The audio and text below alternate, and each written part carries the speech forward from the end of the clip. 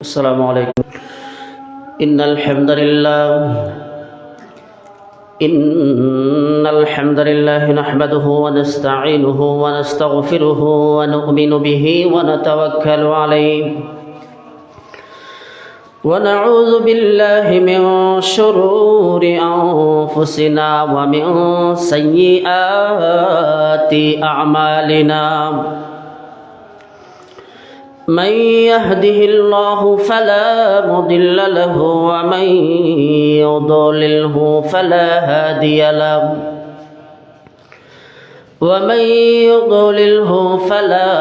هادي له أي فلن تجد له وليا مرشدا. ونشهد أن لا إله إلا الله وحده لا شريك له ونشهد أن سيدنا وسندنا وحبيبنا وطبيب أرواحنا محمدا عبد الله ورسوله أرسله بالحق بشيرا ونذيرا وداعيا إلى الله بإذنه وسراجا وقمرا منيرا. فقد قال الله تعالى في كلامه المجيد وفي فرقانه الحميد. أعوذ بالله من الشيطان الرجيم. بسم الله الرحمن الرحيم. إن الله وملائكته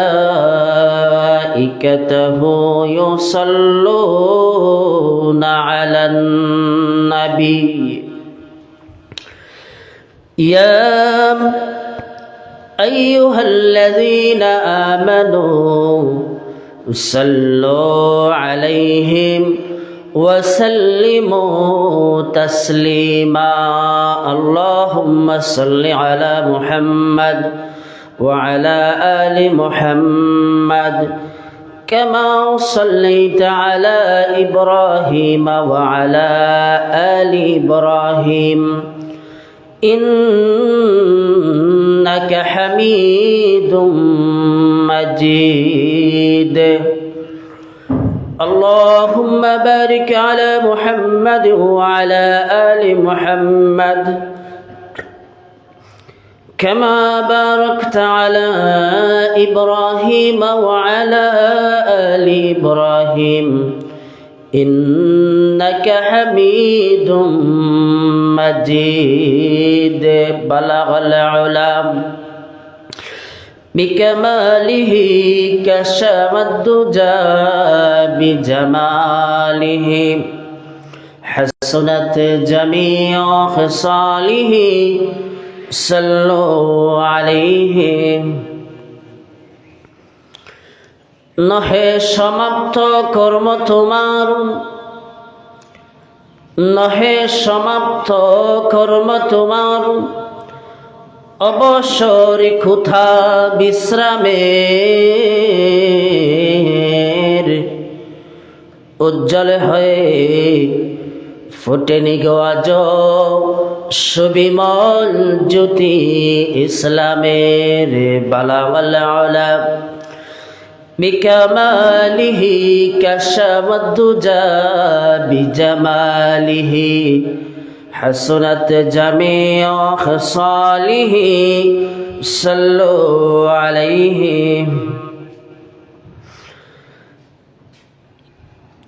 আমি যদি কখনো তায়েফে যাই,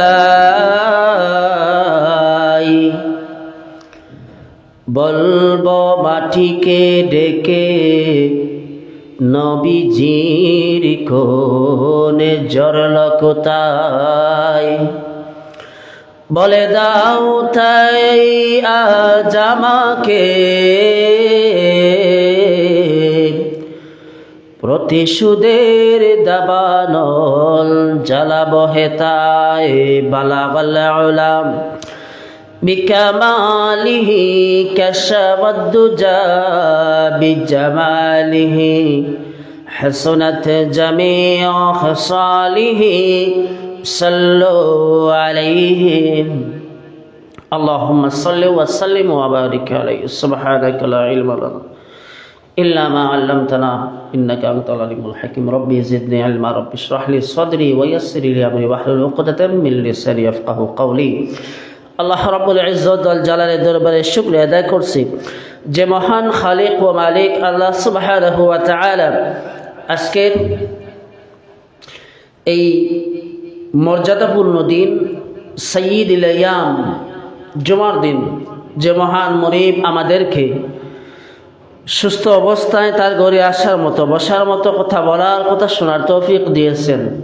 মুনিবের দরবারে সেজদা অবনত চিত্তে আমরা জোরে সুরে মোহাব্বতের সাথে আমরা কালিমাতুশ শুকুর আদায় করছি, বলছি আলহামদুলিল্লাহ। দরুদ ও সালাম প্রেরণ করি মানবতার মুক্তির দূত, মানবতার মুক্তির দিশারি, বিশ্ব মানবতার মহান শিক্ষক জনাব মুহাম্মদুর রাসূলুল্লাহ সাল্লাল্লাহু আলাইহি ওয়াসাল্লামের প্রতি। মুআজ্জাজ হাজরিন কেরাম, আমরা আস্তে আস্তে করে আমরা রমাদানের দিকে এগুচ্ছি। মাত্র একটা মাস পেরুলেই আমরা রমাদান আল মুবারক আমরা পেয়ে যাব। আমরা যেন বেশি বেশি দোয়া করতে পারি আল্লাহর কাছে, আল্লাহুম্মা বারিক লানা ফি রজব ওয়া শাবান ওয়া বাল্লিগনা রমাদান। আল্লাহ রাব্বুল আলামিন যেন রজব শাবানের বারাকা আমাদের দান করেন, আর রমাদান পর্যন্ত সুস্থ হালতে আমাদেরকে পৌঁছাইয়া দেন, এবং রমাদানের রোজাগুলো যেন আমরা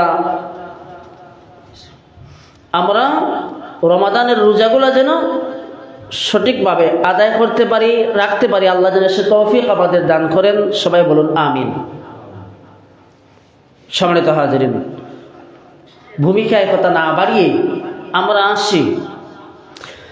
মেরাজের আলোচনা আমরা করেছি, এখন আমরা আজকে মেরাজের মৌলিক 14টি কর্মসূচি নিয়ে আমরা অতি সংক্ষেপে কথা বলবো ইনশাআল্লাহ। মেরাজে রাসূল গিয়েছেন। আল্লাহ রাব্বুল আলামিন মেরাজের কথা বলতে গিয়ে সূরাতুল ইসরার মধ্যে আল্লাহ রাব্বুল আলামিন অত্যন্ত সুন্দর করে মেরাজের 14টি কর্মসূচি এর পরপরই আল্লাহ রাব্বুল আলামিন বর্ণনা করেছেন। এই সূরা 3য় রুকুতে আল্লাহ রাব্বুল আলামিন 14টা কর্মসূচি ঘোষণা করেছেন। আসুন আমরা সরাসরি 14টা কর্মসূচিতে প্রবেশ করি, যাতে করে আমরা এই মেরাজ থেকে আমরা কি পাইলাম না পাইলাম এই বিষয়টা, এই বুঝটা যেন আমাদের মধ্যে ঢুকে। পাশাপাশি আমরা যেন এই মেরাজ থেকে এই শিক্ষাটা নিতে পারি, যে শিক্ষাগুলো আল্লাহ রাব্বুল আলামিন দান করেছেন কোরআন আল কারীমের মধ্যে। আসুন, আল্লাহ রাব্বুল আলামিন 1 নম্বর কর্মসূচি ঘোষণা করেছেন। মেরাজের 1 নম্বর কর্মসূচি আল্লাহ রাব্বুল আলামিন ঘোষণা করেন। আল্লাহ সুবহানাহু ওয়া তাআলা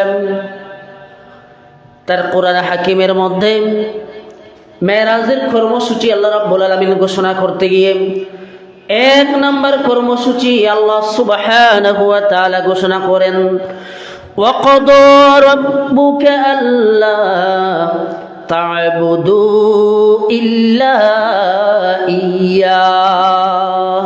সুবহানাল্লাহ। আল্লাহ বলেন ওয়াকাদা রব্বুকা, তোমার প্রভুর পক্ষ থেকে চূড়ান্ত ফয়সালা, সিদ্ধান্ত হয়ে গিয়েছে। আল্লাহর পক্ষ থেকে চূড়ান্ত সিদ্ধান্ত, চূড়ান্ত ফয়সালা, চূড়ান্ত রায় আল্লাহ ঘোষণা করে দিয়েছেন। এবার আল্লাহ বলেন কি রায় আমার পক্ষ থেকে ঘোষিত হয়েছে জানো? আল্লাহ তা'বুদু ইল্লা ইয়্যাহ, আমি আল্লাহ ছাড়া আর কারো ইবাদত চলবে না। 1 নাম্বার কিতা? আল্লাহ ছাড়া দ্বিতীয় কারো ইবাদত চলবে না, একমাত্র কেবলমাত্র আল্লাহর ইবাদত করা লাগবে। এই সিদ্ধান্ত আমি আল্লাহ ঘোষণা করে দিয়েছি। সুবহানাল্লাহ। এবার আসুন ইবাদত। ইবাদত শব্দটি আরবি আব্দুন শব্দ থেকে আসছে। আব্দুন বলা হয় ওই শব্দকে যার অর্থ হয় গোলামি করা, তাবেদারি করা, দাসত্ব করা, আনুগত্য করা, মেনে চলা ইত্যাদি অর্থে আব্দুন শব্দ ব্যবহৃত হয়। এর অর্থ এটা। এবার আসুন আমরা আরো একটু সামান্য সামনের দিকে অগ্রসর হই, সংজ্ঞার দিকে। আল্লাহ তাআলার আদেশ ও নিষেধের ভিত্তিতে জীবন কাটানোর নামও হইল ইবাদত। কি বুঝলাম? আল্লাহ তাআলার আদেশ নিষেধের ভিত্তিতে জীবন কাটানোর নাম হইল ইবাদত। এবার আসুন ইবাদত, যেমন আমরা ইবাদত বলতে নামাজ বুঝি, এর মধ্যে রোজা, এর মধ্যে হজ, যাকাত, তাসবিহ তাহলিল, জিকির আজকার, এগুলারই আমরা ইবাদত বুঝি, এগুলার নাম ইবাদত। এখন ইবাদত হয় কোন মতে? আল্লাহ এবং আল্লাহ রাসূলের বিধান মতে। আল্লাহ রাব্বুল আলামিন যখন বলেছেন এটা করো, তখন এটা করার নাম ইবাদত। যখন বলেছেন এটা ওই সময়ে করো না, তখন এটার নাম ইবাদত করলেও ইবাদত হয় না। যেমন নামাজ পড়ার নামও ইবাদত, আবার কোনো কোনো সময় নামাজ পড়ার নামও গুনাহ। যেমন সূর্য যখন উদিত হয় তখন নামাজ পড়লে আপনার সওয়াব হইব না গুনাহ হইব? গুনাহ হবে, কারণ এই সময় নামাজ পড়া নিষেধ করা হয়েছে কি হয় নাই? সূর্য উদিত হওয়ার সময় নামাজ পড়া হারাম, সুতরাং ওই সময় নামাজ পড়লেও গুনাহ হবে। এখন আপনি বলেন রোজা রাখা এটা সওয়াব না গুনাহ? রোজা রাখাটা সওয়াবের কাজ, কিন্তু যদি আপনি ঈদের দিন নামাজ রোজা রাখেন গুনাহ। এই তো রোজা রাখা ভালো, রোজা রাখা সওয়াবের কাজ, কিন্তু আল্লাহ নিষেধ করেছেন, রাসূল যখন নিষেধ করেছেন তখন এটা রাখা গুনাহের কাজ। এবার আসুন, তার মানে হইল একথা প্রমাণিত হয় আল্লাহ রাব্বুল আলামিনের আদেশ এবং নিষেধের ভিত্তিতে আপনার যাবতীয় কাজকর্ম কর্মকাণ্ড পরিচালনা করার নাম হইল ইবাদত। আপনার মন মতো আপনি যদি কোনো কাজ করতে যান তাহলে সেটার নাম ইবাদত হয় না, সেটার নাম হয়ে যায় বাড়াবাড়ি, আল্লাহ রাব্বুল আলামিনের বিধান থেকে বের হয়ে যাওয়া। ঠিক তেমনি নামাজ পড়ার নাম যেমন ইবাদত, এটাও হইল বন্দেগী। রোজা রাখার নাম যেমন ইবাদত, যাকাত দেওয়ার নাম যেমন ইবাদত, হজ করার নাম যেমন ইবাদত। এই গোটা হাতে গোনা 2-4টা কর্মসূচি বিধান আপনি পালন করলেই পরে আপনি নিজেকে আবেদ বা আব্দুন বলে পরিচয় দিতে পারবেন না। কারণ হইল গিয়া আল্লাহ সুবহানাহু ওয়া তাআলা আপনাকে এমন একটি দিন, এমন একটি আল্লাহ রাব্বুল আলামিন বিধান দান করেছেন, যেই বিধানের মধ্যে নামাজ, রোজা, হজ, যাকাত সহ আপনার জীবনের রান্নাঘর থেকে নিয়ে পার্লামেন্ট পর্যন্ত যত ক্ষেত্র আছে, যত বিভাগ আছে, যত সেক্টর আছে, প্রত্যেকটা বিধান, প্রত্যেকটা সেক্টরে আল্লাহ রাব্বুল আলামিনের হুকুম আছে না নাই? আছে। এবার আসুন 2 নম্বর কথা, আমি যে নিজেকে আব্দুন আল্লাহর বান্দা দাবি করতেছি, আল্লাহর বান্দা দাবি করাটা আমার কতটুকু সত্য হচ্ছে কিনা আমরা দেখি। যেমন ইবাদত শব্দটা একটা ব্যাপক অর্থবোধক শব্দ, এর অনেকগুলো শাখা এবং প্রশাখা রয়েছে। এর মধ্যে আছে নামাজ, রোজা, হজ, যাকাত ইত্যাদি। যেমন আমরা মানুষ বলতে একটি যৌগিক শব্দ, এটা যৌগিক দেহ কাঠামোকে বোঝায় একটা মানুষ, ঠিক না বেঠিক? তাহলে পরে যদিও ওই দেহ কাঠামোতে হাত, পা, চোখ, মাথা, মগজ, কলিজা, ফুসফুস, কিডনি ইত্যাদি আছে না নাই? এই সমস্ত শরীরের এই সমস্ত গুরুত্বপূর্ণ অঙ্গগুলা শরীরের অন্যতম গুরুত্বপূর্ণ অঙ্গ, ঠিক না বেটি? ফুসফুস এটা গুরুত্বপূর্ণ না? কিডনি গুরুত্বপূর্ণ না? মাথা এটা গুরুত্বপূর্ণ না?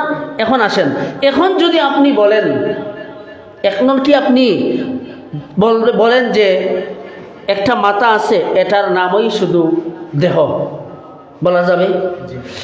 মাথাকে যেমন আলাদা করে দেহ বলা যায় না, ফুসফুসকে আলাদা করে যেমন দেহ বলা যায় না, কিডনিকে আলাদাভাবে যেমন দেহ বলা যায় না,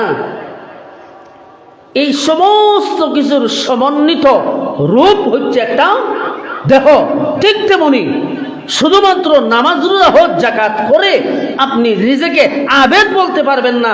আপনি নিজেকে আবেদ আব্দুন পরিচয় দিতে গেলে আল্লাহ রব্বুল আলামিনের আদেশ নিষেধের যা আছে প্রত্যেকটাকে মানলে পরে আপনি নিজে আবেদ বা আল্লাহর বান্দা বলে বিবেচিত হবেন।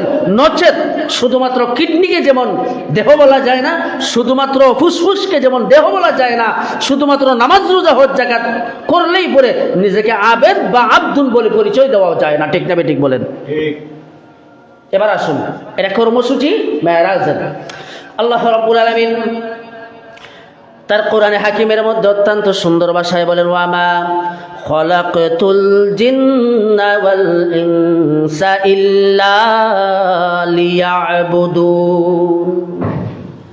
আল্লাহ রাব্বুল আলামিন বলেন, আমি জিন এবং মানুষকে শুধুমাত্র কেবলমাত্র আমি আল্লাহর গোলামির জন্য তৈরি করেছি, সৃষ্টি করেছি।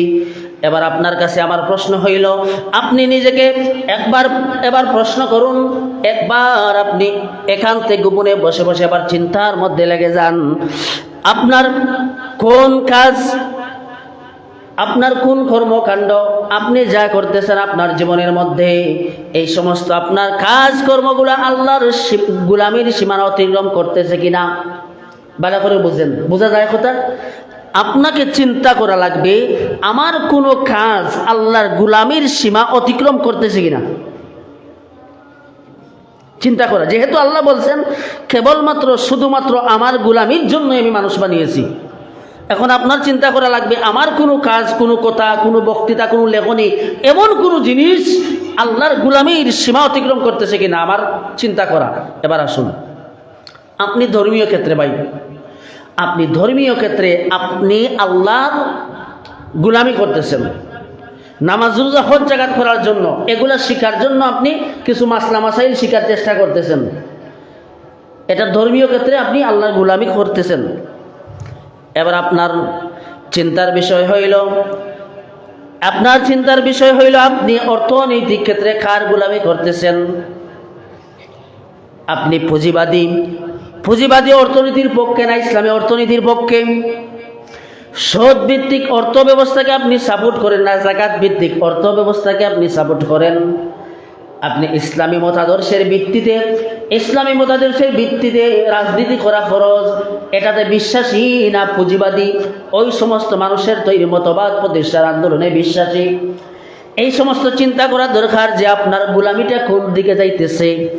আপনি শুধুমাত্র নামাজ রোজা হজ যাকাত এই দ্বীনি বিষয়ে শুধুমাত্র আল্লাহর গোলামির পরিচয় দিলেন, কিন্তু আপনার জীবনের এই সমস্ত বিস্তীর্ণ অঙ্গনে গিয়ে আপনি অর্থনীতি, আপনি সমাজনীতি, আপনার শিক্ষানীতি, আপনার বিচার ব্যবস্থা, আপনার শাসন ব্যবস্থা, আপনার রাজনীতি, এই সমস্ত ক্ষেত্রে গিয়ে রে ভাই আপনি কার গোলামি করতেছেন?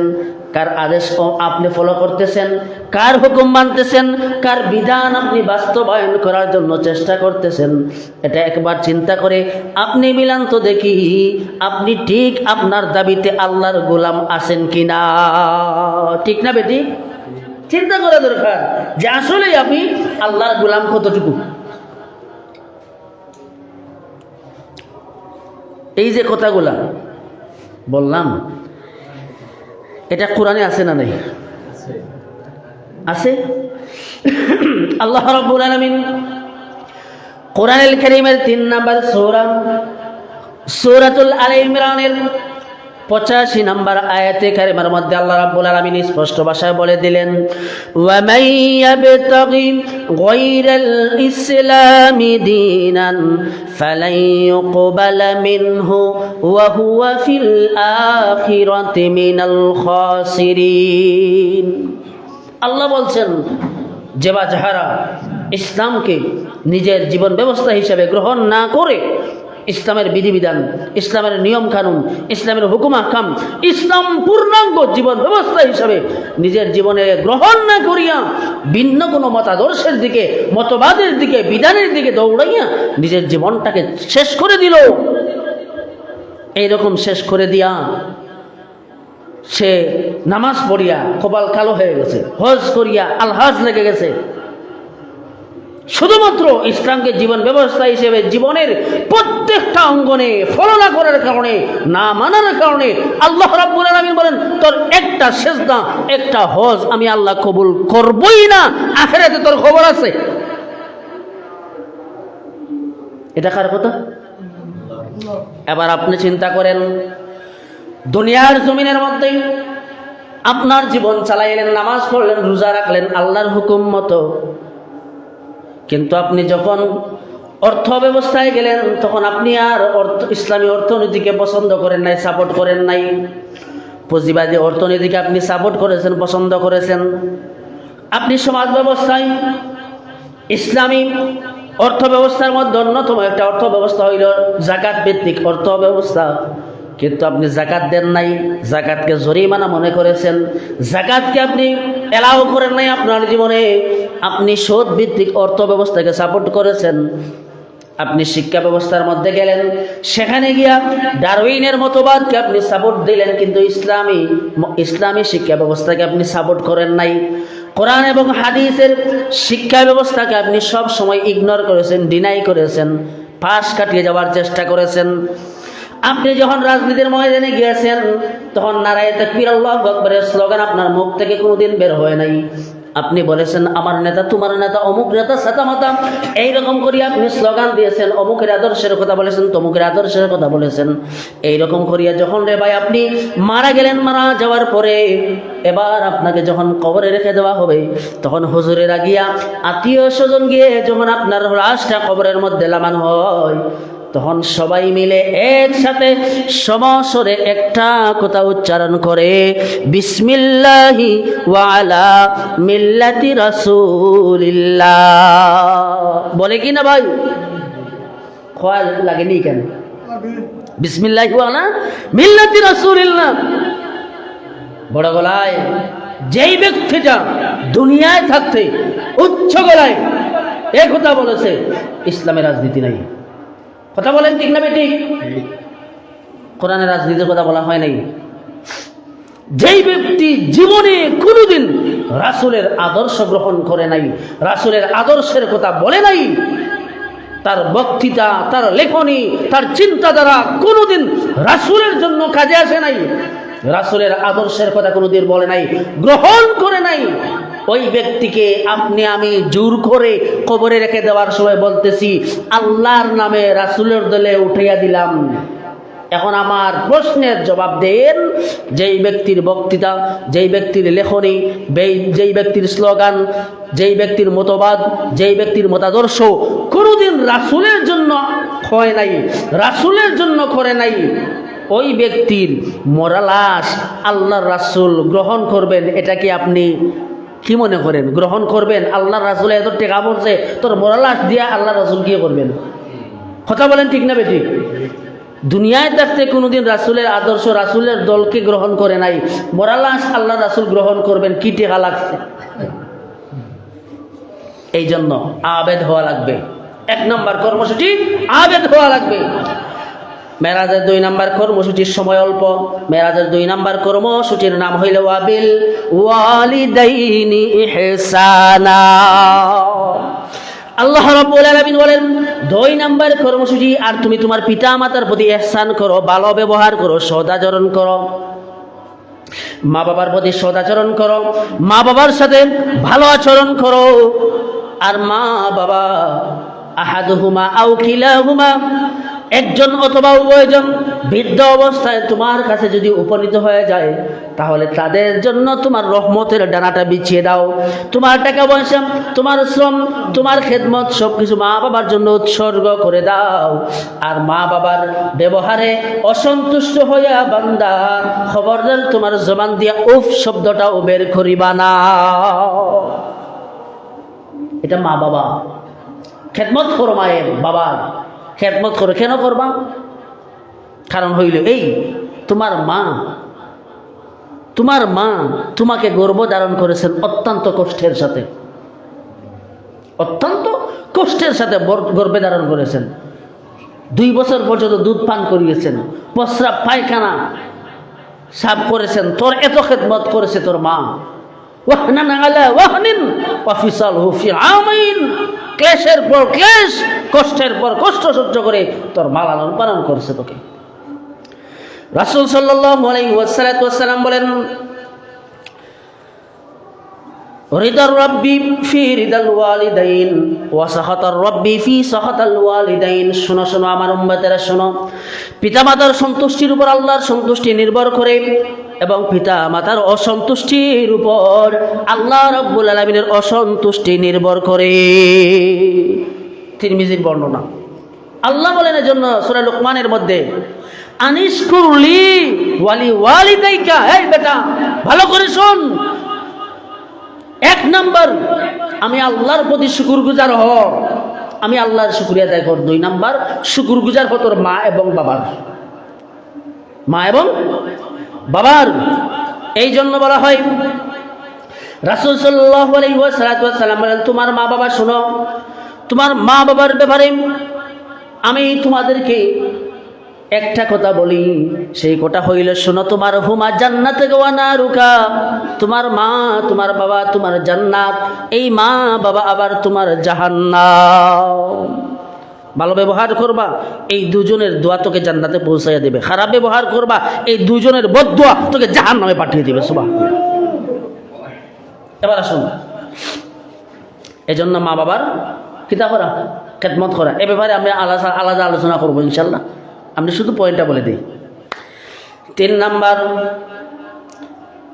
নাম্বার কর্মসূচি, এই যে মেরাজ থেকে আমরা পাইলাম 3 নাম্বার কর্মসূচি আল্লাহ রাব্বুল আলামিন ঘোষণা দিলেন, ওয়া আতিযাল কুরবা হাক্কাহু ওয়াল মিসকিন ওয়া ইবনাস সাবিল। আল্লাহ বলছেন, আপনি আত্মীয় স্বজন, মিসকিন এবং পথিকদের হক তাদেরকে বুঝিয়ে দিন। আত্মীয় স্বজন, মিসকিন, নিকটবর্তী প্রতিবেশী, পথিক, তাদের হক বুঝিয়ে দিন। প্রতিবেশীর সাথে খারাপ ব্যবহার করবা না, এতিম মিসকিনের সাথে খারাপ ব্যবহার করা যাবে না। এবং সায়েল মানে ভিক্ষুক, যারা গরিব মানুষ আছে, তুমি টাকাওয়ালা মানুষ, তোমার টাকার মধ্যে গরিবের হক আল্লাহ জুড়ে দিয়েছে। এই জন্য আল্লাহ রাব্বুল আলামিন কোরআনুল কারীমের সূরা জারিয়াতের 19 নম্বর আয়াতে কারিমার মধ্যে আল্লাহ রাব্বুল আলামিন বলেন, ওয়া ফি আমওয়ালিহিম হাক্কুল লিসাইলি ওয়াল মাহরুম। আল্লাহ রাব্বুল আলামিন বলেন, তোমাদের সম্পদের মধ্যে গরিব, অসহায়, বঞ্চিতদের অধিকার আমি আল্লাহ রাব্বুল আলামিন জুড়ে দিয়েছি। সুবহানাল্লাহ। তাইলে অসহায় মানুষ, সায়েল, ভিক্ষুক, এদের প্রতি সদয় হওয়া লাগবো, মানুষের হক আদায় করা লাগবো নি? লাগবে। এবার দেখেন, যারা আত্মীয় স্বজন হয়, আত্মীয় স্বজন সম্পর্কে বলা হচ্ছে, দেখেন রাসূল বলছেন, মান কাতা মিরাসু ওয়ারাসাতিহি কাতা আল্লাহু মিরাসুহু মিনাল জান্নাহ। আল্লাহর হাবিব রাহমাতুল লিল আলামিন ইবনে মাজার বর্ণনা, বলা হয় যে ব্যক্তি তার ওয়ারিসের মিরাস কর্তন করবে, আল্লাহ রাব্বুল আলামিন ওই ব্যক্তিটার জান্নাতের অধিকার কর্তন করে ফেলবে। নাউজুবিল্লাহ বলেন। মিরাস এর অধিকার যে কর্তন করবে, আল্লাহ তার অধিকার, জান্নাতের অধিকার কর্তন করে ফেলবেন। ভাইয়ের হক বোনের হক মিরাজ সম্পত্তি দেয় না, মারিয়া খাওয়ারা ডাকাইত আছে না নাই? কথা কইন, এমন ডাকাইত নাই? আল্লাহর রব হাবিব বলেছেন বোনের হক ভাইয়ের হক এই হকগুলা মিরাজ যদি তুমি কর্তন করো, আল্লাহ রাব্বুল আলামিন তোর জান্নাতের যে অধিকার আছে এই অধিকারটা আল্লাহ কর্তন করে ফেলবেন। এখন যা কই দিতে,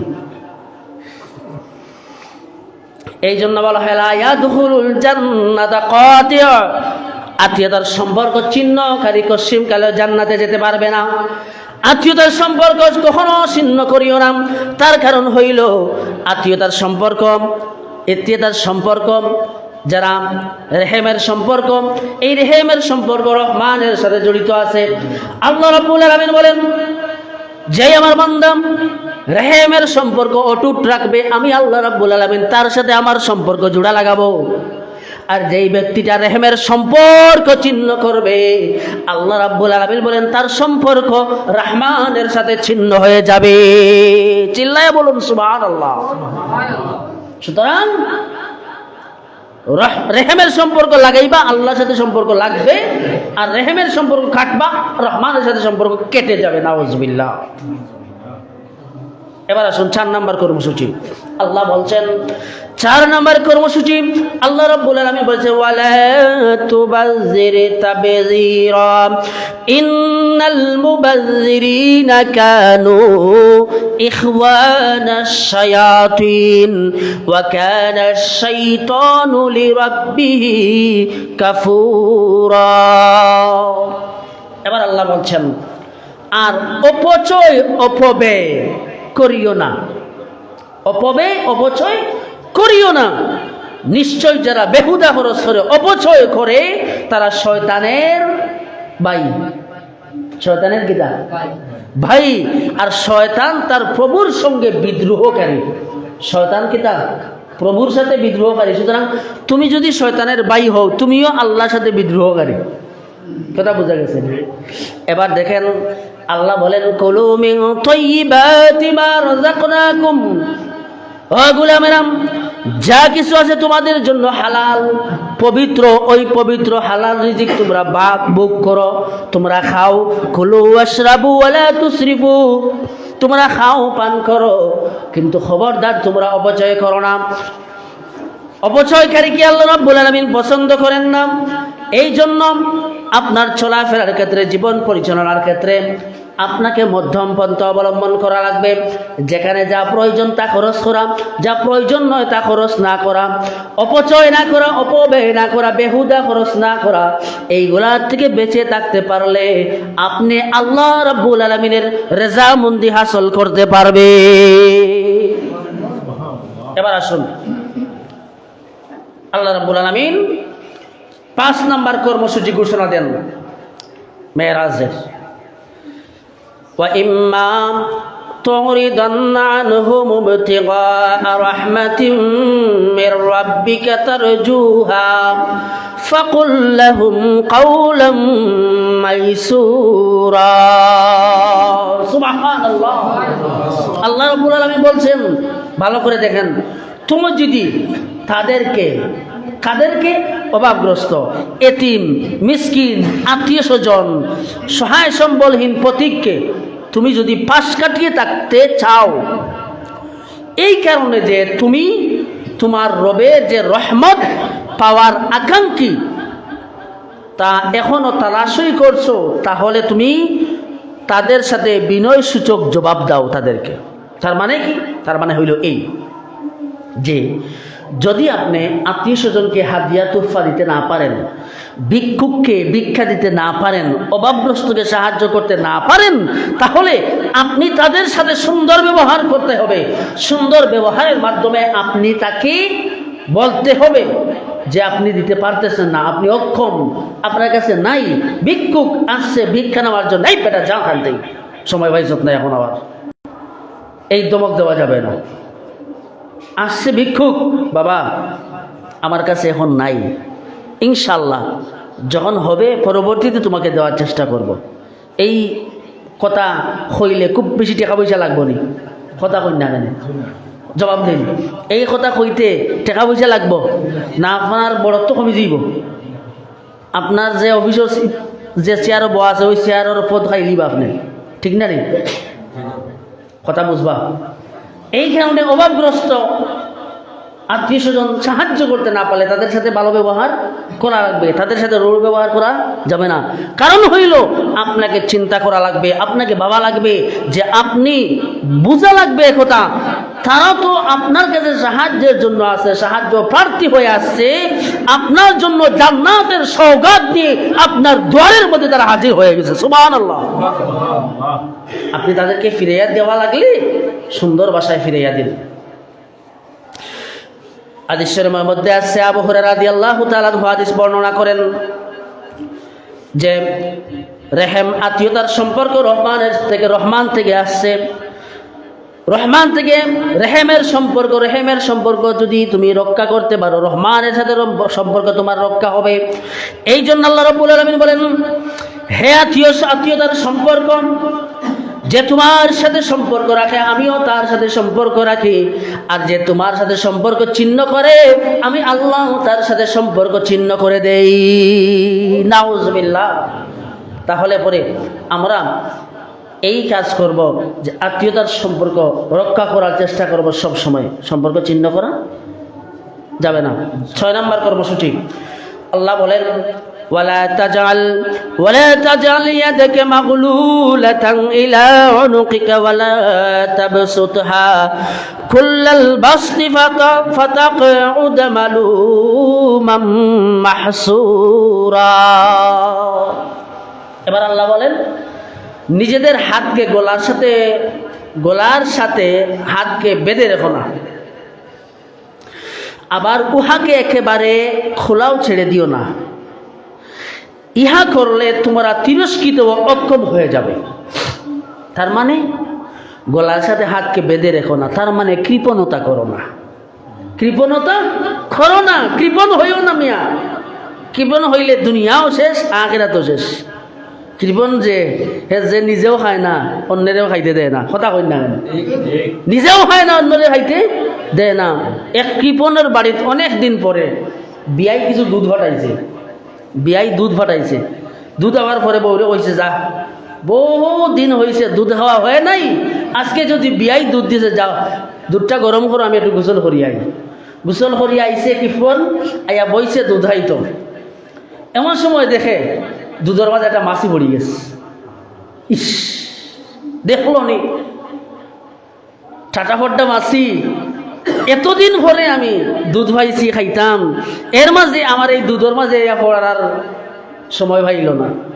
কি করা যায়, পড়ছে তো আস্তে করে দুধ মাছিটারে ধরছে, দরিয়া তুলিয়া দেখে যেন মাছির ডানার মধ্যে পায়ের মধ্যে কিছু দুধ লাগি গেছে, সর লাগি গেছে।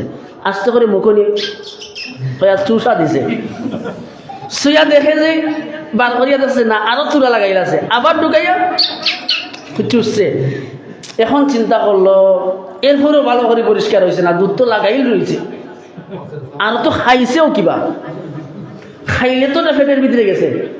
এই চিন্তা করিয়া কৃপণ মাছিটার আস্তে করে মুখ ঢুকাইয়া জিব্বা দিয়া তালুর সাথে আস্তে করে চাপটা দিছে, চাপ দিয়ে পেট করিয়া মাছিটা যখন একবারে খামসে রয়ে গেছে, তখন মাছি বুঝলো, কৃপণ বলতেছে, যা এখন উসল হয়েছে।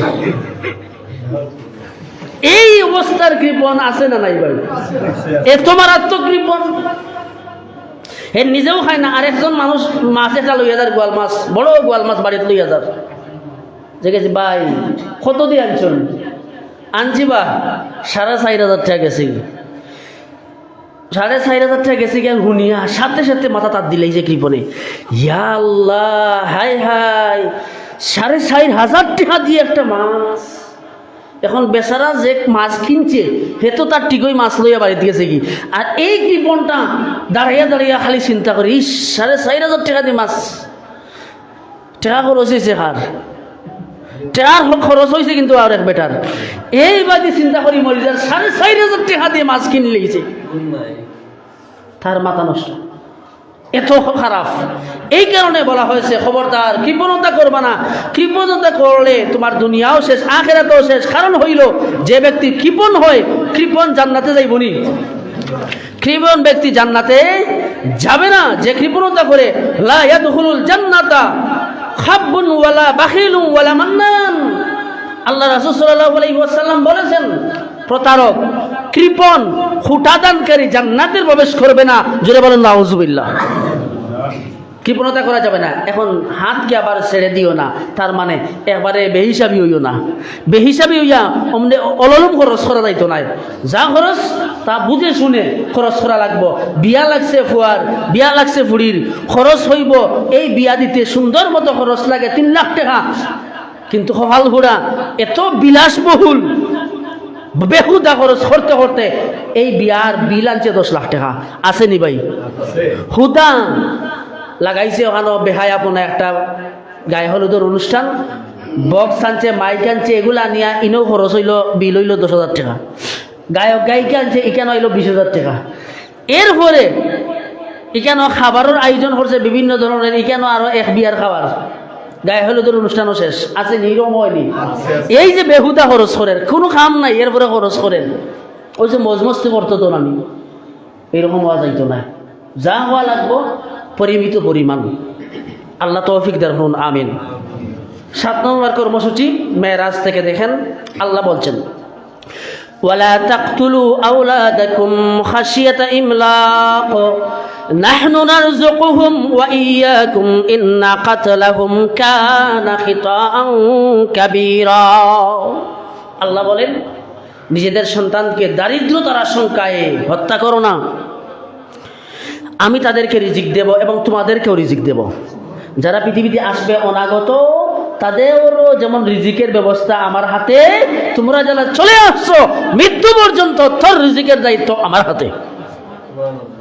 সুতরাং তাদেরকে হত্যা করা একটি মস্ত বড় অন্যায়। এই হত্যা করবা না। তার মানে আমরা যে পদ্ধতিতে এখন জন্ম নিয়ন্ত্রণ শুরু করছি, এটা ইসলাম সমর্থিত না। আর এখন জন্ম নিয়ন্ত্রণ করতে হয় না, ইহুদি খ্রিস্টানদের চক্রান্ত। এটা দেখেন আমেরিকা খবর লইয়া, লন্ডন, ওয়েস্টার্ন কান্ট্রিগুলাতে তাদের মহিলাগুলার সিজার লাগে না, কিন্তু খবর লইয়া দেখেন তাদের মহিলাগুলার সিজার লাগে না। অথচ তাদের যে মহিলাগুলা আছে এগুলা ওই যে কিতা হয় কর্মিক, মানে পরিশ্রমী না পোল্ট্রি মুরগি, পোল্ট্রি তাদের এটা পোল্ট্রি মুরগি কাজ করে, কিতা অফিস আদালতে কাজ করে, অফিস আদালতে ইত্যাদিতে কাজ করে। কিন্তু আমাদের মহিলারা বাড়িতে যে কাম করে, যা 10 বেড়াইতে 1 লাখ কাম করার নাই, এইরকম কাম করে মহিলারা। আমাদের কত পরিশ্রমী কাজ, কঠিন কঠিন কাজ আমাদের মহিলারা করতেছে। প্রতিদিন সারা রাত দিন কাজ করতেছে। এত পরিশ্রমী নারী আমাদের, তারপরেও সিজার লাগে কেন? তারা উম্মতে মুহাম্মদের সংখ্যা কমানোর একটা পদ্ধতি আবিষ্কার করছে। আমাদের মায়েরা হসপিটালে যাইতে দেরি পেটটা কাটিয়ে দিলে, এখন এই মেয়েরে আতুর বানাইলিস। অতিরিক্ত সন্তান নেওয়া যাবে না। অতিরিক্ত সন্তান নিতে গেলেই মৃত্যুর আশঙ্কা। এই তো শেষ, এখন আপনি বাধ্য, শেষ খামারাই লিছে। আর এই মেয়েটারে সারা জীবনের জন্য অসুখী বানাই দিছে। বাড়ি কাজ করতে পারতো না, কয়দিন পরেই পেটে বেদনা, মাথার বেদনা, খমর ধরি লেইছে, সুজাইয়া হইতে পারে না। এই যে শুরু হয়েছে মরকি, এখন আর মৃত্যু পর্যন্ত আসতো নাই, শেষ। এই জন্য আমরা এই ব্যাপারে হুঁশিয়ার সচেতন হই। আল্লাহ যত সন্তান পৃথিবীতে দান করছে, যত মানুষ দান করছে, যত জীবজন্তু আছে, সবাই রে খাওয়াই খেয়ে। শুধু তাই না, আল্লাহ রাব্বুল আলামিন বলেন, জলে স্থলে নবমণ্ডলে ভূমণ্ডলে অন্তরিক্ষে যত প্রাণী আছে, সমস্ত প্রাণীর রিজকের দায়িত্ব একমাত্র আমি আল্লাহ রাব্বুল আলামিনের হাতে। সুবহানাল্লাহ। সবার রিজকের দায়িত্ব আল্লাহর হাতে। এই জন্য আমরা এই ব্যাপারে একটু সচেতন হওয়া প্রয়োজন। 8 নম্বর কর্মসূচি মেরাজের, আল্লাহ বলেন, ওয়ালা তাকরাবুজ জিনা ইন্নাহু কানা ফাহিশাতাও ওয়া সাআ সাবিলা। আমার আল্লাহ রাব্বুল আলামিন বলেন, খবরদার খবরদার, জিনার নিকটবর্তী হইও না, জিনার দ্বারে কাছেও যেও না, নিশ্চয়ই ইহা অত্যন্ত খারাপ কাজ ও অতীব নিকৃষ্ট একটা পথ। জিনা করো না, এমন কথা আল্লাহ রাব্বুল আলামিন বলেন নাই। আল্লাহ রাব্বুল আলামিন বলেছেন জিনার নিকটবর্তী হইও না। জিনার নিকটবর্তী হইও না তার মানে হইল অশ্লীলতা, বেহায়াপনা, গর্হিত কাজ যা আছে সমাজের মধ্যে, এই সমস্ত কাজের দ্বারে কাছে তোমরা যেও না। তার কারণ হইল এইরকম অশ্লীলতা, এই সমস্ত বেহায়াপনা, এই সমস্ত কিছু অর্ধউলঙ্গ নারীদের নাচ, এই সমস্ত করিয়া যত বেহায়াপনা সমাজের মধ্যে প্রতিষ্ঠিত আছে, নাটক, সিনেমা, অশ্লীলতা, এই সমস্ত কিছুর কাছে গেলে তোমাকে, তোমার জন্য এই কাজগুলা, জিনার পথকে তোমার জন্য সহজ করে দেয়। অশ্লীলতার নিকটবর্তী হওয়া মানে এই সমস্ত কিছুর কাছে যাইবা, তোমাকে এই কাজই তোমাকে জিনা পর্যন্ত নিয়ে যাবে। এজন্য সমাজের মধ্যে যত অশ্লীলতা আছে ভাই, বেহায়াপনা আছে, নির্লজ্জতা আছে, এগুলাকে ঠেকানোর জন্য, বন্ধ করার জন্য পদক্ষেপ আমরা নেওয়ার দরকার আছে না নাই? কারণ যখন আযাব আসে তখন একলা কারণের উপরে আয় না, পুরা ডাইরেক্ট যারা আছে এই অধিবাসী তারা সবার উপরে আয়। আযাব আসলে একজনের উপরে আসে না, পুরা এলাকারই ধ্বংস করে দেয়। যত জাতি ধ্বংস হয়েছে দেখেন। এজন্য অপরাধ প্রবণতা সমাজে অপরাধীর জন্য বাড়ে না, অপরাধ প্রবণতা সমাজে বাড়ে ভালো মানুষগুলার জন্য। যারা অপরাধীকে অপরাধ করতে দেখে বলে হে তার খরচেতে আমার গীতা হয়েছে, হে সুদ খাইতে আমার গীতা, হে ফিনসিডিল ব্যবসা করে, হিরোইনের ব্যবসা করে, গাঞ্জার ব্যবসা করিয়া এলাকার যুবক ফুলা ফাইনগুলারে ড্রাগ এডিক্টেড বানাইতেছে। আমি বলতেছি আমার ছেলেওয়ালা আছে, আমার ছেলে প্রতিদিন মাদ্রাসাত যায়, কিন্তু মাদ্রাসাত যায় যে এর ফাঁকে দি কিতা করে তুই যে টের পাস না, ফাইবে একদিন তোমার ছেলেও বাদ যাবে না। এজন্য সমাজে যখন অপরাধ হয়, এই অপরাধগুলা বন্ধ করার জন্য জোর হাতে শক্ত ভূমিকা নেওয়ার দায়িত্ব ভালো মানুষগুলার। কারণ ক্যান্সার যখন ধরা পড়ে, প্রথম স্টেজে থাকতে যদি ক্যান্সারের নিরাময় করার জন্য আপনি পদক্ষেপ নেন, তাহলে ভালো হওয়ার সম্ভাবনা আছে না নাই? ডাক্তাররাই বলে ভালো হওয়ার সম্ভাবনা আছে, কিন্তু আপনি এটারে রাখছেন কমব, কিন্তু শেষ পর্যন্ত দেখা গেছে এই ক্যান্সার আপনার জন্য মরণের কারণ হয়ে গেছে। এই কারণে যখন কোনো অপরাধ ধরা পড়ে সমাজে, আপনার ঝুঁকে পড়ে, এই অপরাধকে আমরা বন্ধ করার জন্য ভূমিকা নেওয়া, পদক্ষেপ নেওয়া। দাঁড়িয়ে যান, একা দাঁড়িয়ে যান, সাহস করে প্রতিবাদ করুন। প্রতিবাদ করবেন সাহস করে দাঁড়াইতে পারলে, আপনার সাথে সমাজের সবাই আসুক বা না আসুক, অন্তত পক্ষে আপনার হাতকে শক্ত করার জন্য আপনার মতো আরো কয়েকজন, 10 জন, 50 জনের শক্তি, হিম্মত বৃদ্ধি পাবে, আপনার পাশে দাঁড়িয়ে যাবে। এই 10 জন 50 জন মানুষ যদি সমাজে অপরাধের বিরুদ্ধে দাঁড়িয়ে যায়, যত অপরাধী আছে থরথর করে কাঁপা শুরু করে দেবে ইনশাআল্লাহ। কিন্তু সাহস করি না। সাহস করলে পরে দেখবেন আপনার পাশে আরো মানুষ আসবে। এমনও কিছু মানুষ আছে সমাজে যারা আসলে অপরাধ প্রবণতাকে মোটেও পছন্দ করে না, কিন্তু তার হিম্মত হয় না, সাহস হয় না, প্রতিবাদ করার সাহস হয় না, সাহস পায় না, কেউ সাহস জুগায়ও না, যার কারণে প্রতিবাদ করে না। কিন্তু যদি দাঁড়িয়ে যেতে পারো, তাহলে দেখবে তোমার এই সাহসী একটা সিদ্ধান্ত নিয়ে যখন তুমি দাঁড়াবা, তখন তোমার পাশে আরো কিছু মানুষ সাহস জুগাইয়া তোমার পাশে এসে দাঁড়াবে। আবু সাইদ মুগ্ধর মতো এইরকম শঠান করিয়া হাত মেলাইয়া দাঁড়াইতে পারছে, যার কারণে গোটা দেশ তার পাশে এসে দাঁড়াইছে। ঠিক না বেঠিক? কিন্তু সাহস করতে না পারলে কিচ্ছু হবে না। এবার আসুন সম্মানিত হাজিরিন, আল্লাহ রাব্বুল আলামিন কর্মসূচি দিলেন, 9 নম্বর কর্মসূচি মেরাজের। ওয়ালা তাকতুলুন নাফসাল্লাতী হারামাল্লাহু ইল্লা বিল হক। আল্লাহ রাব্বুল আলামিন বলেন, খবরদার খবরদার, তোমরা শরীয়তের সিদ্ধান্ত ব্যতীত অন্যায়ভাবে অন্য কোনো মানুষকে তোমরা হত্যা করো না।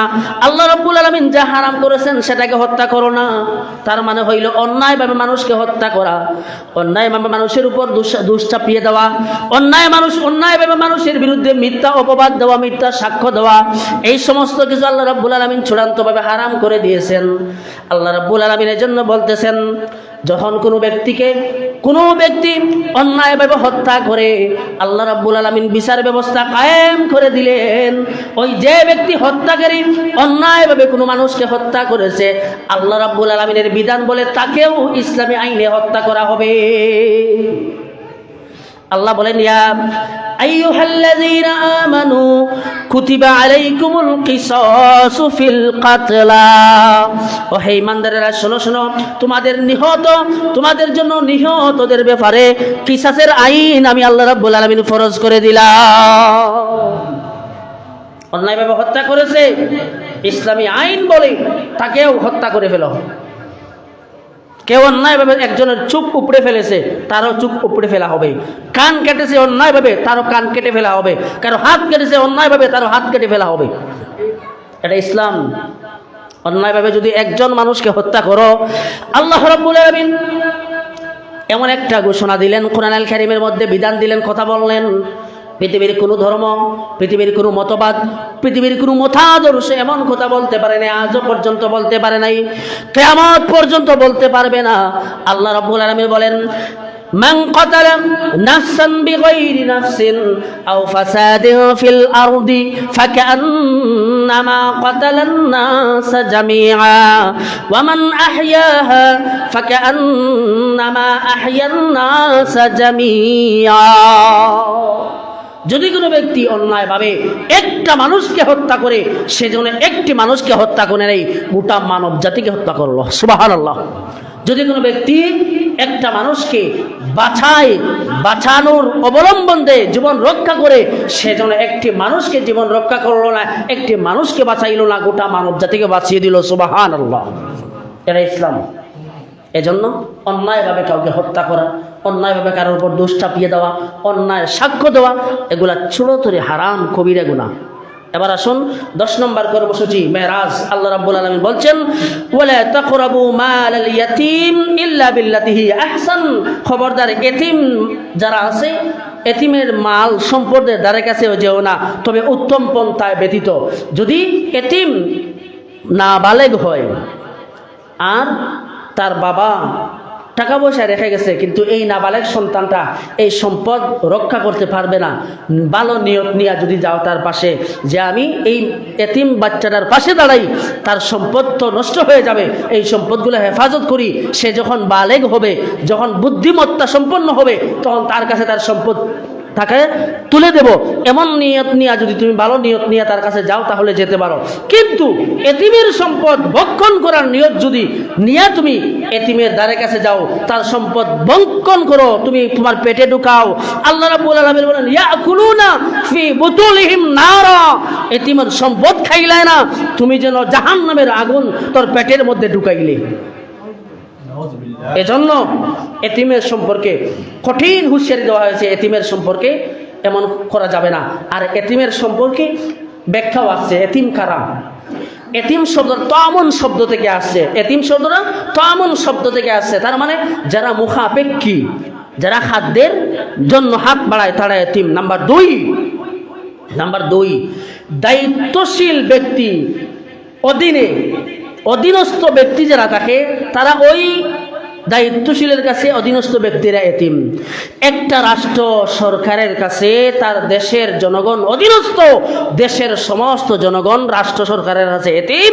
সুতরাং এই দায়িত্বে থাকা অবস্থায় যদি কোনো ব্যক্তি সামান্য চুল পরিমাণ, সুতা পরিমাণ এই জনগণের সম্পদ, জনগণের হক, জনগণের অধিকার হরণ করে, আত্মসাৎ করে, আল্লাহ রাব্বুল আলামিন বলেন, আত্মসাৎকারীকে আমি আল্লাহ রাব্বুল আলামিন চুরের কাতারে দাঁড় করাবো কিয়ামতের দিন। যত বড় প্রধানমন্ত্রী হোক আর যত বড় অর্থমন্ত্রী হও, কোনো ক্ষমা নাই। চুরের কাতারে দাঁড়াইবা, আর জনগণের মাল যা চুরি করছিল প্রত্যেকটা সম্পদ আমি আল্লাহ তোর গাড়ের মধ্যে তুলিয়ে দেব কিয়ামতের ময়দানে, ছাড় পাবে না এ ব্যাপারে। এজন্য আমরা হুঁশিয়ার।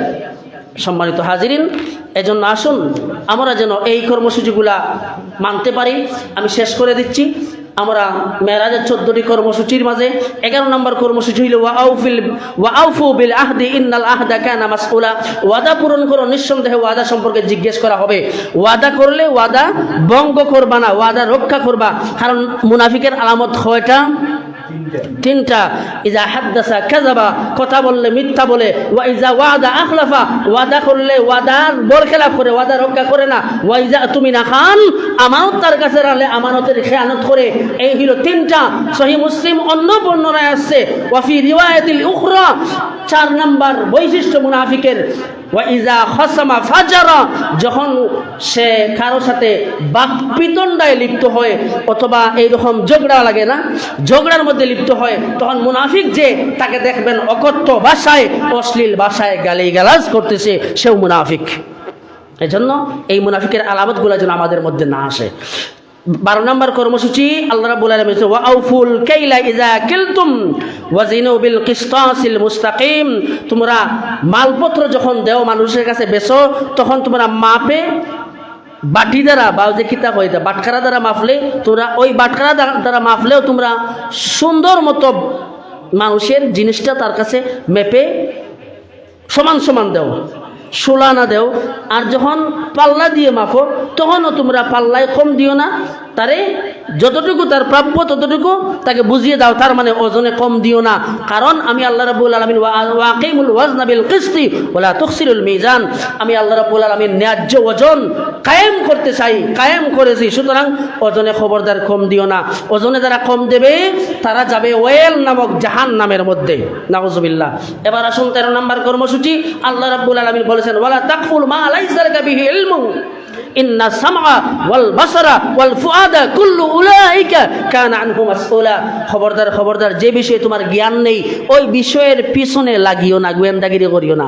তোমার জ্ঞান নাই যেটার এটার পিছনে লাগিও না। আর আন্দাজ অনুমানের ভিত্তিতে কথা বলবা না, কারণ তোমার চক্ষু, তোমার শ্রবণ, তোমার অন্তঃকরণের সম্পর্কে আল্লাহর কাছে জবাব দেওয়া লাগবে। এজন্য যে বিষয়ে জ্ঞান নাই এ বিষয়ে কথা বলতে যাবেন না, কথা বলতে যাবেন না, অনর্থক। যে বিষয়ে ইলম নাই এই বিষয়ে কথা বলা যাবে না। আর আন্দাজ অনুমানের ভিত্তিতে কথা বলা যাবে না, এটা মারাত্মক গুনার কাজ। আর এই কাজগুলো সমাজে মানুষ করতেছে, যার কারণে ফাসাদ, বিশৃঙ্খলা, মারামারি, হানাহানি বাড়তেছে। এই খাবই। এরপরে সম্মানিত হাজিরিন, 14 নম্বর শেষ কর্মসূচি মেরাজ থেকে আল্লাহ রাব্বুল আলামিন দিয়েছেন ওয়ালা তামশি ফিল আরদি মারহান ইন্নাকা লান তাখরিকাল আরদা ওয়া লান তাবলুগাল জিবালা তুলা। খবরদার খবরদার, অহংকার করে জমিনের মধ্যে পা ফেলো না।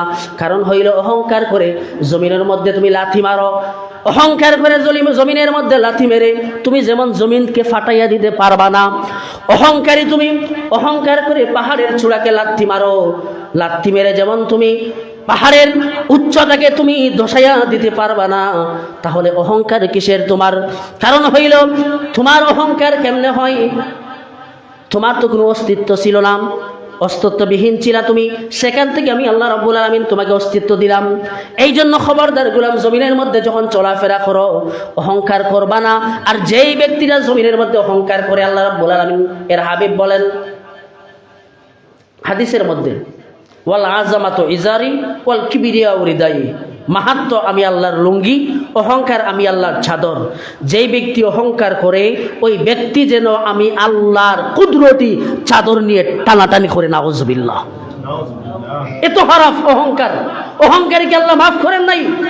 যুগে যুগে যারা অহংকার করেছে, স্বাস্থ্যের অহংকার, ক্ষমতার অহংকার, টাকা পয়সার অহংকার, বিত্ত শালী যারা আছে এই পৃথিবীতে, তারা তাদের ক্ষমতা, টাকা পয়সার অহংকার করেছিল। আল্লাহ রাব্বুল আলামিন যুগে যুগে দেখিয়ে দিয়েছেন। অহংকার করেছিল কারণ সম্পদের, আল্লাহ রাব্বুল আলামিন মাটির তলায় দেবে দিয়েছেন সম্পদ সুদ্ধা। ঠিক না বেঠিক? অহংকার করেছিল ক্ষমতার ফেরাউন, আল্লাহ রাব্বুল আলামিন ছুবাইয়া মারছে। অহংকার করেছিল ক্ষমতার চেয়ারের নমরুদ, আল্লাহ রাব্বুল আলামিন জুতা পিটা করে এই জমিন থেকে বিদায় করে দিয়েছে। অহংকার করেছিল বাশার আল আসাদ, সিরিয়ার তার বাপ এবং সে মিলিয়া মুসলমানদের উপর অত্যাচার করেছিল, আল্লাহ রাব্বুল আলামিন এমন ভাবে আল্লাহ রাব্বুল আলামিন শাস্তি দিয়েছেন, বেজ্জত করেছেন, পিছনের দরজা দিয়ে পালাতে বাধ্য হয়েছে। ঠিক না ঠিক ভাই? এজন্য যুগে যুগে জমিনের মধ্যে যারা অহংকার করবে আল্লাহ রাব্বুল আলামিন বেজ্জতির সাথে আল্লাহ রাব্বুল আলামিন এই দুনিয়ার থেকে এই জমিন থেকে বিদায় করে দেবেন। আমরা যেন অহংকারী না হই, কোনো অবস্থায় অহংকার করা যাবে না। আল্লাহ রাব্বুল আলামিন যেন আমাদের সেই তৌফিক দান করেন, আমিন। ওয়া আখিরু দাওয়ানা আনিল হামদুলিল্লাহি রাব্বিল আলামিন। সাল্লাল্লাহু আলা সাইয়্যিদিনা মুহাম্মদ ওয়া আলা আলিহি ওয়া আসহাবিহি ওয়া সাল্লাম। আস্তাগফিরুল্লাহ, ইন্নাল্লাহা গফুরুর রহিম। আস্তাগফিরুল্লাহ রাব্বি মিন কুল্লি যামবি ওয়া আতুবু ইলাইহি, লা হাওলা ওয়া লা কুওয়াতা ইল্লা বিল্লাহিল আলিয়্যিল আযীম। সুবহানা রাব্বিকা রাব্বিল ইজ্জাতি আম্মা ইয়াসিফুন ওয়া সালামুন আলাল মুরসালিন ওয়ালহামদুলিল্লাহি রাব্বিল আলামিন। আলহামদুলিল্লাহ। ربنا ظلمنا أنفسنا وإن لم تغفر لنا وترحمنا لنكونن من الخاسرين. ألا تلمهربان شط مولاي الله সাইয়্যিদুল জুমার দিন আল্লাহ কোরআন এবং সুন্নাহর আলোকে যা কিছু কথা আলোচনা হইল, মেহেরবানি করে আয় আল্লাহ আমাকে সহ তোমার প্রত্যেকটি গোলামকে আমল করার তৌফিক দিয়া দাও আল্লাহ রাব্বুল আলামিন। আমরা প্রত্যেকটা গোলাম যারা হাত বাড়িয়েছি রে মাওলা, আমরা গুনাহগার, আমাদের জীবনের तमाम গুনাহগুলি মাফ করো আয় আল্লাহ তাআলা রাব্বুল আলামিন। কবরবাসী মা বাবাগুলির কবর তুমি জান্নাতের বাগান বানিয়ে দাও। আমাদের পক্ষ থেকে অসংখ্য অগণিত দুরূদ ও সালাম সোনার মদিনায় পৌঁছে দাও রাব্বুল আলামিন। ও মেহেরবান মালিক আল্লাহ, দুনিয়ার জমিনে যে কয়টা দিন হায়াতে বাঁচে রাখো রে মাওলা, আয় আল্লাহ তাআলা তোমার বিধান মতো তোমার হুকুম মতো জীবনটা পরিচালনা করার তৌফিক তুমি আমাদের দিয়া দিও। মসজিদের ভিত্তি থেকে আজ পর্যন্ত জায়গা দিয়া, জমি দিয়া, টাকা দিয়া, পয়সা দিয়া, দান সদকা করিয়া, নামাজ পড়িয়া পড়িয়া তোমার যত গোলাম বান্দা বান্দি কবরস্থ তামামের কবরগুলিকে জান্নাতের বাগান হিসেবে কবর আর মঞ্জুর ফরমাও। তাম দুনিয়ার মারহুম মুসলমানগুলিকে সাহায্য করো আল্লাহ রাব্বুল আলামিন। তাম দুনিয়ার উম্মতে মুহাম্মদীগুলিকে হেফাজত ফরমাও আয় আল্লাহ। ৫৬,০০০ বর্গ মাইলের ছোট্ট এই ভূখণ্ড বাংলার জমিনটাকে আল্লাহ স্বদেশি বিদেশি সকল প্রকার ষড়যন্ত্রের হাত থেকে রক্ষা করো। এই দেশের স্বাধীনতা সার্বভৌমত্ব কিয়ামত পর্যন্ত হেফাজত করো আয় আল্লাহ তাআলা। এই জমিনটাকে আল্লাহ রাব্বুল আলামিন তোমার কোরআনের নূর দিয়ে আলোকিত বানাইয়া দাও। এই জমিনের মাটির নিচে অসংখ্য ওলিরা শহীদ রে মাওলা, আয় আল্লাহ তাআলা অসংখ্য আলেম শহীদ, অসংখ্য শহীদরা শহীদ, অসংখ্য শহীদের রক্ত এই জমিনের মধ্যে ঝরছে রে মাওলা। এই সমস্ত রক্তের বিনিময়ে আল্লাহ এই জমিনটাকে আল্লাহ কোরআনের জমিন হিসেবে কবুল আর মঞ্জুর ফরমাও। সুবহান রাব্বিকা রাব্বিল ইজ্জাতি আম্মা ইয়াসিফুন ওয়া সালামুন আলাল মুরসালিন ওয়ালহামদুলিল্লাহি রাব্বিল আলামিন। আমিন।